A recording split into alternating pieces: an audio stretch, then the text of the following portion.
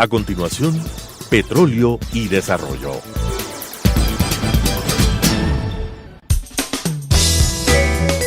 Clasificación B, bajo supervisión de un adulto.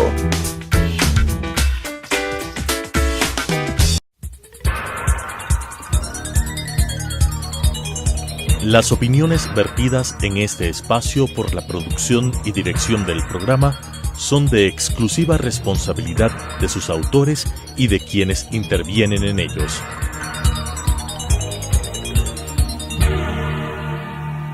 Telesucesos Canal 29 UHF presenta Petróleo y Desarrollo, conducido por Henry Llanes y Diego Cano, especialistas de temas hidrocarburíferos, especialmente de la política, la legislación, la contratación y la economía petrolera.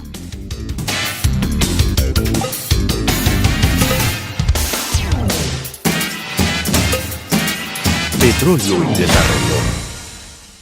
Saludos cordiales, amigas y amigos. Gracias por estar con nosotros en este último programa del año 2017. Un saludo cordial para Diego, que estamos aquí impulsando este programa que es muy importante para el país, para la audiencia, esperando que nuestros televidentes hayan pasado una bonita Navidad.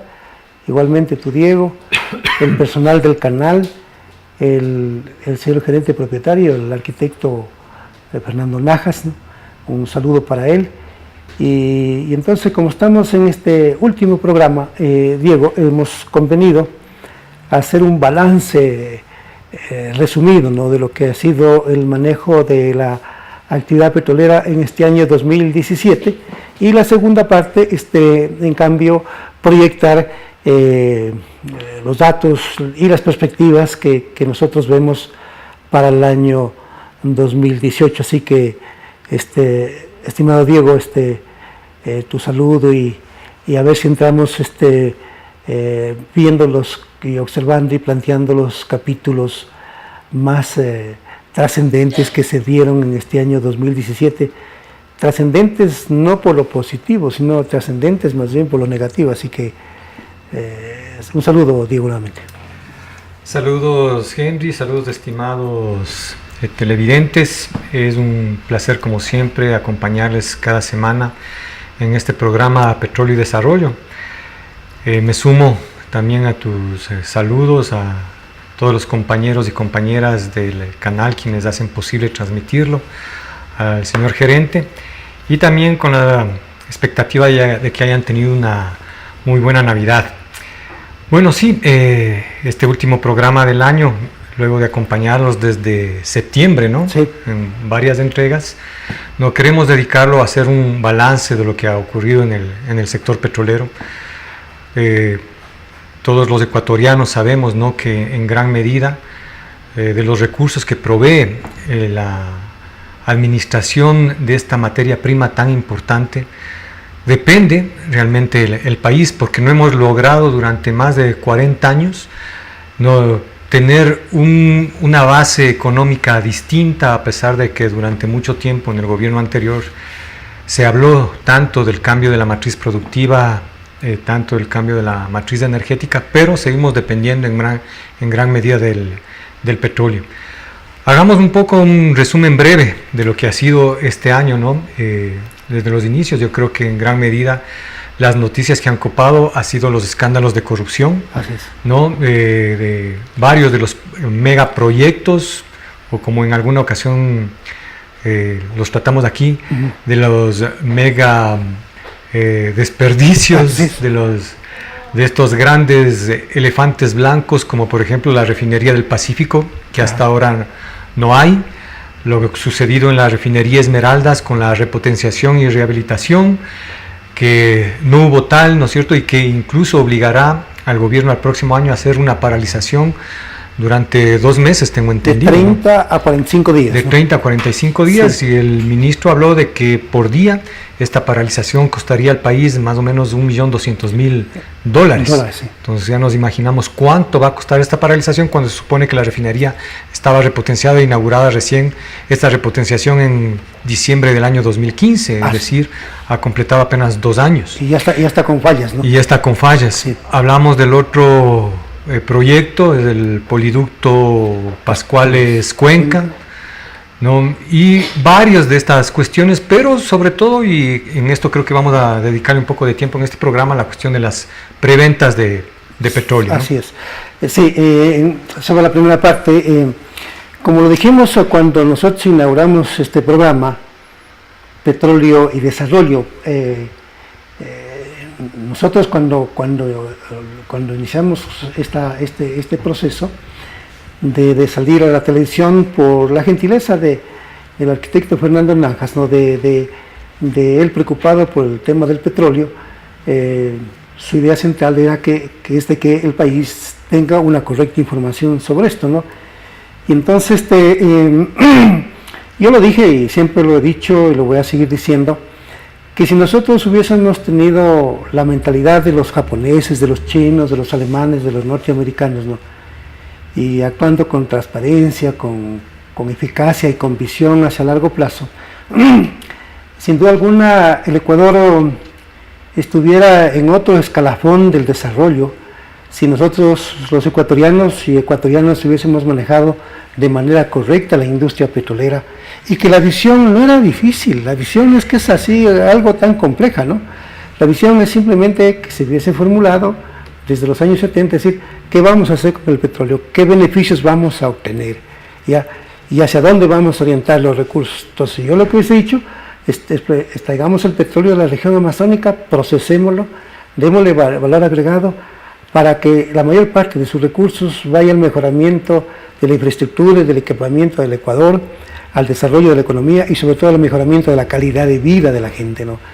Porque nosotros hemos tenido recursos, ¿no es cierto? En una información que yo estoy desplegando y que tengo en mi libro publicado que se llama La subasta del petróleo. En este libro menciono que en el periodo 1972 al 2006 el Ecuador exportó 56.000 millones de dólares durante 34 años, ¿no? 34 años, ¿no? El gobierno de Correa en 10 años exportó alrededor de 95.000 millones de dólares. Casi el doble, entonces. Casi el doble. Entonces, sumando los dos rubros, estamos hablando como 145.000 millones de dólares que se exportó desde el año 72 al 2016, ¿no? Ya. Si nosotros hubiésemos procesado la mayor parte del crudo y en vez de exportar petróleo hubiésemos exportado derivados, hubiésemos ganado un 60% más de ingresos de los captados por el petróleo. Entonces no estaríamos hablando de 145.000 millones de dólares, sino que estaríamos más de 200.000 millones de dólares. Entonces esa visión no es así compleja, difícil, que no se puede llegar. Sí se podía llegar, ¿no? Y entonces yo creo que estamos a tiempo, Diego, yo creo que vamos a tener que luchar fuertemente en el año 2018, con la investigación, con el análisis del tema petrolero, para ver si logramos irrumpir, hacer un quiebre en el manejo de la industria y prepararnos para los años siguientes. Entonces, esto lo quería decir como preámbulo, y volviendo a lo que tú dijiste sobre el tema, y ya lo mencionaste, de la refinería, yo creo que está dicho, ya lo hemos dicho en programas anteriores también, lo mismo de Pascuales, lo mismo el proyecto fallido de la refinería del Pacífico también. Vamos a volver al último sobre este caso. Bueno, hay 2 proyectos más, me parece que incluso fue noticia esta semana, de que entran en un análisis por parte del PNUD, me parece, de las Naciones Unidas, sí, ¿no? Respecto a hacer algo así como un examen especial, una auditoría para determinar realmente el beneficio. Son 5, ¿no? 5 proyectos, ahí está, me parece que en Monteverde. Bajo Alto y Monteverde. Con los 3 que mencioné, ahí están los 5. Ahí se suman los 5, ¿no? Entonces, hoy metámonos en cambio, Diego, en el tema de seguir reiterando, ojalá con tu ayuda y con tus contactos podamos explicar de mejor manera en el próximo año, en los primeros programas, la mecánica, la metodología de la venta del crudo, ¿no? Estamos en esos contactos, ojalá lo logremos, pero tenemos que referirnos a este tema en este año, lo hemos dicho también en 2 programas anteriores, pero para tenemos algunos elementos que me parece importante. Por ejemplo, en el antepenúltimo programa nosotros dijimos, producto de la investigación y publicación que hizo del diario El Universo, una vez que tuvo acceso a 13 contratos y también a informes de la Contraloría General del Estado, gran parte es de la Contraloría ya lo que publicó El Universo, manejó una cifra de que el Ecuador recibió en el gobierno de Correa $13.75 por cada barril de petróleo, ¿no? Ya, o en otras como crédito, ¿no? En calidad de crédito. En calidad de crédito. Pero podríamos decir también en otras palabras que fue la venta anticipada por ese valor. Claro, ahí está descontado ya los costos de producción, ¿ya? De costos tan altos que también Correa comprometió el Estado a pagar a las compañías petroleras $35, $37, $41, ¿no? Entonces son costos demasiadamente altos, ¿no? Y a eso hay que sumarle el castigo del crudo, ¿no? El castigo en el precio de comercialización que nos aplica China y también la tasa de interés, ¿no? Solo para que tú digas, yo quisiera mencionar, mira, el día de ayer el crudo WTI se vendió en $59.60, ponle 60. Hay contratos con $41, costos de producción.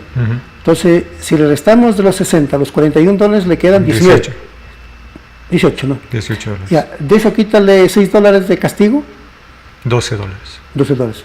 O sea, imagínate que en ese tipo de contratos no alcanza para compensar el crédito recibido por China, ¿no? No sé, sobre esto tienes tú más elementos. Sí, bueno, un poco sumándome a la reflexión inicial que tú hacías, yo creo que al país que ha sido enormemente beneficiado por parte de la naturaleza. Así es. Lamentablemente, en cambio, quienes han tenido el deber de administrar esas buenas y favorables condiciones no lo han hecho. Desde mi punto de vista han cometido, si cabe el término, crímenes de lesa patria, que nos han dejado en estas circunstancias de ahora que vemos en un punto de desesperación, incluso viendo una realidad de la empresa petrolera que tiene que emitir bonos para pagar deudas. El caso de Petroamazonas. El caso de Petroamazonas. Sí. Nos vemos en una realidad de que el 97% del saldo exportable del crudo ecuatoriano está comprometido en estas preventas en el año 2018 y tenemos que pagar incluso hasta el 2024 en estos contratos. Entonces, ¿cómo no va a doler a cualquier ciudadano, ¿no es cierto?, esta triste realidad? Países con condiciones menos favorables que las nuestras han logrado, ¿no es cierto?, incursionar en un proceso sostenido de desarrollo integral. Y nosotros, por el contrario, no. Esta situación, ¿no?, que ya, bueno, yo diría desde la historia republicana, pero con mayor énfasis desde que el país se convirtió en exportador de petróleo, no ha cambiado radicalmente. Sí, hay algunos indicios de modernidad y ese tipo de situaciones, pero pudimos haber aprovechado mucho más. Pero con todo lo que pasamos, yo creo que nuestra perspectiva no incluso está comprometida para 2 décadas, para 3 décadas con lo que ha ocurrido. Esperemos que haya los cambios y las sanciones necesarias para trastocar realmente esta realidad. ¿Podríamos poner el cuadrito, por favor, que tenemos preparado sobre la cuestión de los contratos de venta anticipada? Ahí tenemos 2 cuadros, y son 2 cuadros con casi las mismas información. La diferencia radica en la fuente. El cuadro de arriba, el cuadro superior, ¿no?, tiene como fuente la página digital Focus, la revista digital Focus, ¿no? Y el cuadro de abajo tiene como fuente el periódico El Universo, que tú hacías la referencia. Y ambos se refieren a lo mismo, ¿no?, a los contratos de venta anticipada de cuántos contratos estamos hablando ahí, Diego? ¿De cuántos contratos estamos hablando? Son 13 contratos desde el 2009 hasta el 2016. Exacto. No, ahí lo tenemos, el número de contrato y las compañías. PetroChina tiene 8 contratos, Unipec tiene 3 contratos y PetroTailandia tiene 2 contratos. En total, 13 contratos. Esta modalidad de venta anticipada del petróleo a China sin licitación, arrancó en el año 2009. Arrancó en el año 2009. Tengamos claro hasta allí, ¿no es cierto? Recordemos que la base normativa y hasta jurídica de esta cuestión fue las alianzas estratégicas en las que se estableció como una política de gobierno que íbamos a evitar, a como dé lugar, la cuestión de los intermediarios, porque durante tantos años ellos eran los que realmente se llevaban el negocio y el país no. Así es. ¿No es cierto? Recordarás tú que en gran medida esto estuvo dominado por esta compañía Trafigura. Así es. Supuestamente íbamos a evitar estos intermediarios para vender el crudo a empresas estatales refinadores finales. Así es. Pero lo que ha ocurrido en la práctica dista mucho de esta supuesta intención, así es, digamos así. Entonces tenemos que en volúmenes cada uno de los contratos, ¿no es cierto? Por el lado de Focus dice que los 13 contratos suman 1.204 millones de barriles. Ajá. Y lo anticipado, digamos así, en dólares son 18.170 millones de dólares. Es lo que habría recibido el gobierno de Correa. Habría recibido el gobierno de Correa. Ajá. El crédito en promedio, entonces, en el caso de Focus, dice que se ha entregado cada barril un crédito, ¿no es cierto?, de 15 dólares por barril. Así es. ¿Sí? Y ese sería un promedio ponderado, ¿no? Ajá. Y en cambio, por el lado del periódico El Universo, tenemos que en volúmenes se habían entregado o comprometido, el término más adecuado, ¿no es cierto? Se habían comprometido 1.310 millones de barriles de petróleo. Ajá. A cambio de recibir 18.020, ellos hablaban de 18.020, porque aquí hay un dato que no coinciden las cifras de este contrato, es el contrato 2011-203. En el caso de Focus habla de 2.000 millones, en el caso de El Universo habla de 1.000 millones, ¿no? Entonces ahí no cuadraban las cifras. En todo caso, según El Universo, el crédito por barril que habría recibido el país es más o menos de $13.75. Exacto. ¿No? Que se lo obtiene al dividir, ¿no es cierto?, los 18.020 millones de dólares para el volumen de 1.310 millones de barriles, ¿no? Pero digamos, esto es un poco lo anticipado, sí. Y después con lo que se vayan entregando los volúmenes, ¿no es cierto?, porque al menos creo que todavía siguen vigente 8 de estos contratos, sí. Están comprometidos volúmenes hasta el 2024. Es decir, podríamos arribar a una conclusión de que únicamente sabremos el valor real, el precio real del petróleo, de cada barril de petróleo al cual se vendió a estas 3 compañías, una vez que se terminen de entregar, ¿no es cierto?, todos los volúmenes, ¿no? Y ahí hacer los cálculos en funciones de las fórmulas y establecer comparaciones con los precios, al menos precios promedios ponderados que tenemos como país exportador, que tú tienes ahí las cifras de cuánto ha sido desde el año 2009 hasta el año 2016. Sí, exacto, pero para terminar lo del cuadro, en donde se compromete también ya la mayor parte del crudo es cuando entra PetroTailandia, ¿no?, en el año 2015, ¿no? Así es. En el año 2015 entonces se compromete un mayor porcentaje de la exportación petrolera hacia la entrega del crudo a estas 3 compañías, ¿no? Hablamos de PetroChina, 2 de China y una de Tailandia. Y PetroTailandia, ¿no? Y para el año 2018 se dice que el 97% de la exportación del crudo está comprometida para estos países. Entonces, el gobierno de Moreno solo recibirá el 3%. 3%, imagínate, ¿no? Qué daño, ¿no? Y este dinero ya lo recibió Correa y ya se lo gastó Correa. Entonces no es que se va a recibir dinero adicional por la entrega de crudo que se va a hacer a los 2 países, tanto China como Tailandia, hasta el año 2024. Si no es posible la renegociación de estos 8 contratos, creo que el daño incluso es mayor al que hasta el momento se ha venido causando. Exacto. Hemos recibido noticias de que China, de alguna manera, las 2 compañías de China se muestran reticentes a cualquier tipo de negociación en este sentido. Tailandia tal vez un poco más flexible, ¿no? Pero veamos realmente los resultados. Tú creo que hablabas en algún programa de que en esto debería involucrarse no solamente el ministro o las autoridades de Petroecuador, sino el gobierno, la Cancillería y en general todo el país. Una comisión de gente experta, de gente que conoce la actividad petrolera, hay abogados, hay economistas, hay hay exfuncionarios de la industria petrolera, hay analistas como el caso nuestro, ¿no? Que hemos venido trabajando en esto, pero debería conformarse una comisión para hacer una investigación al detalle, ¿no? Al detalle de estos compromisos que adquirió Correa al vender en forma anticipada el crudo, hecho inédito, nunca se dio en la historia del Ecuador. Pero aquí quisiera también comentar un asunto, Diego, la fórmula. Tengo algunos datos sobre eso. Expliquemos la fórmula, porque esta sí es una cosa, asimismo, que solo el gobierno de Correa lo pudo aceptar, porque ninguna de otras personas en términos cabales se hubiese aceptado la fórmula que aplicó China y que la aceptó el gobierno de Correa. Por favor. Sí.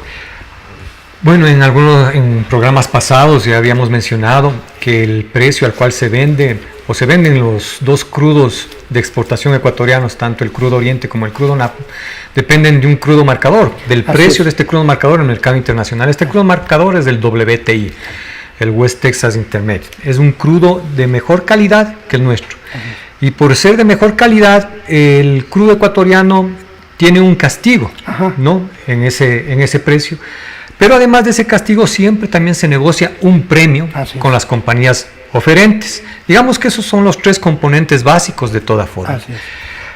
Tenemos datos según el mismo periódico Universo, que sacó una noticia de esa naturaleza, que en junio del 2014 el WTI registró su máximo valor, llegando a $105 por barril. Por barril, así es. Pero a partir de ese mes comienza una caída vertiginosa del precio en el mercado internacional, y en febrero del 2016 el precio de este crudo marcador llegó a $30 del barril.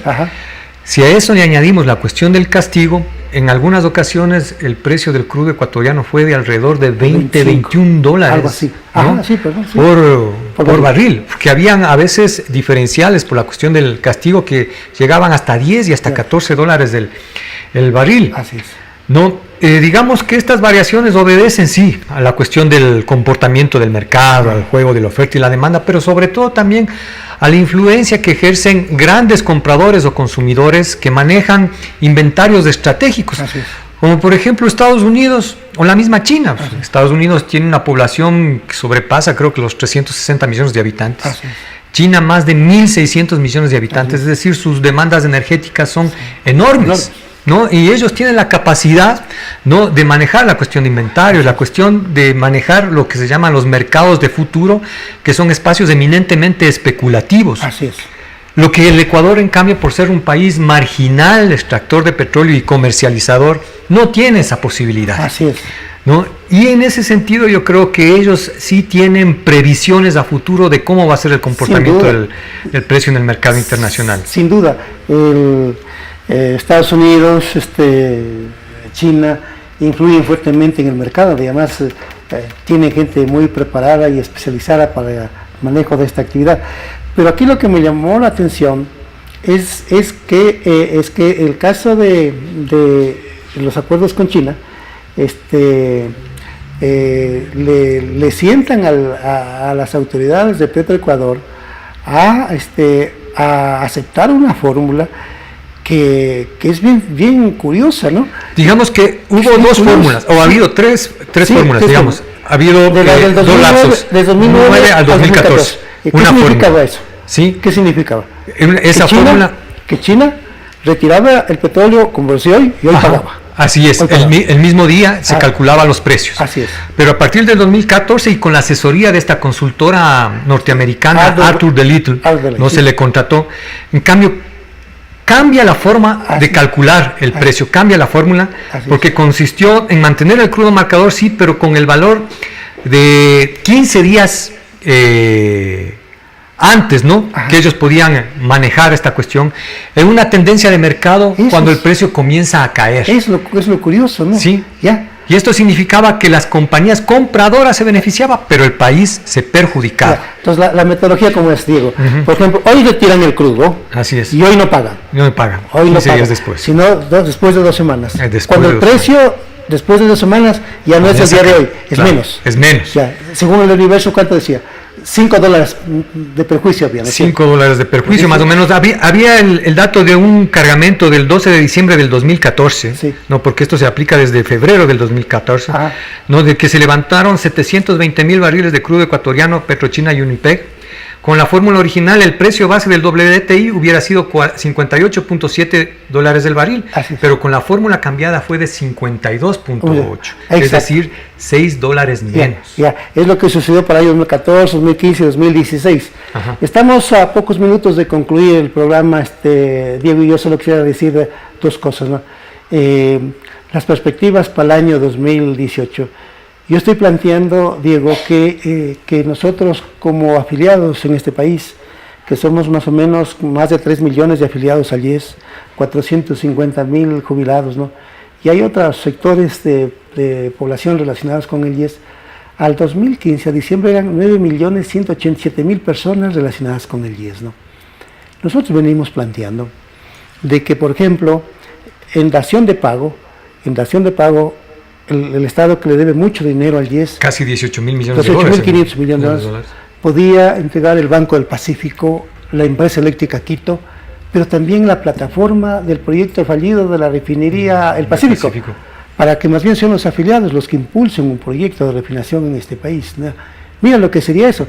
Actualmente el Ecuador demanda un consumo anual de 100 millones de barriles, diésel, gas y gasolina, ¿no? Pero procesa apenas el 50%, pero de mala calidad. El otro 50% es importado.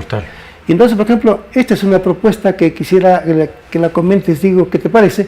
Para luego despedirnos y... Totalmente de acuerdo. Yo creo que ha sido un viejo planteamiento de muchos sectores, sobre todo laborales en el país.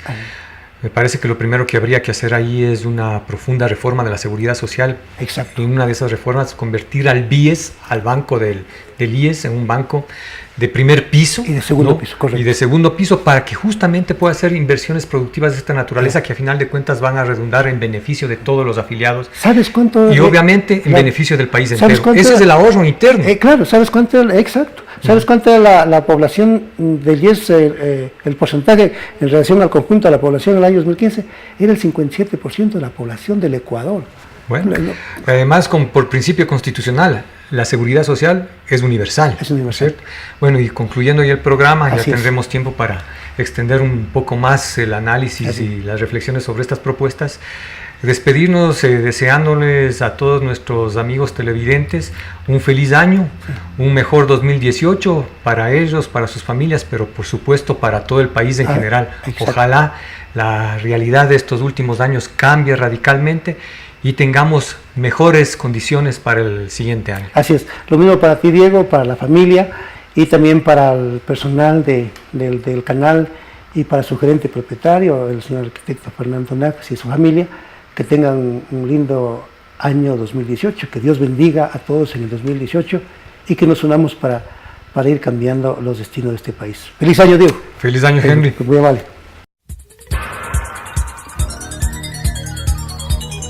Las opiniones vertidas en este espacio por la producción y dirección del programa son de exclusiva responsabilidad de sus autores y de quienes intervienen en ellos.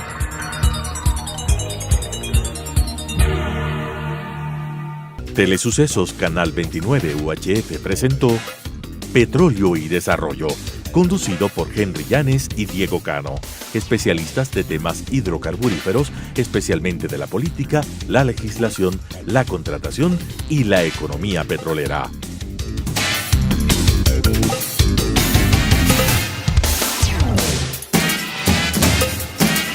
Petróleo y Desarrollo.